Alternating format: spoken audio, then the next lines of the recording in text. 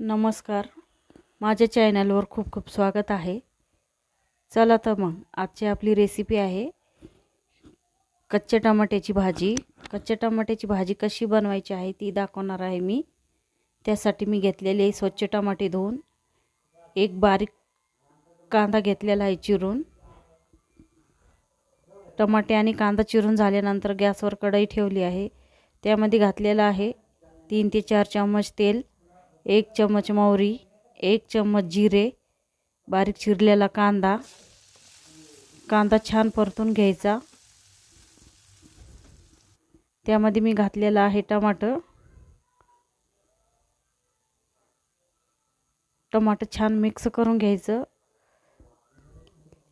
त्यामध्ये मी घातलेले आहे अर्धी वाटी कच्चे वाटाणे.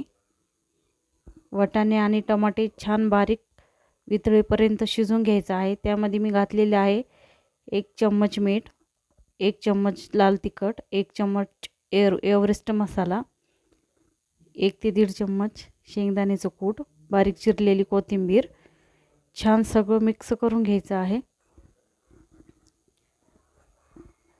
या पद्धतीची भाजी तुम्ही पण नक्की बनवून बघा. एकदम सोपी पद्धत आहे.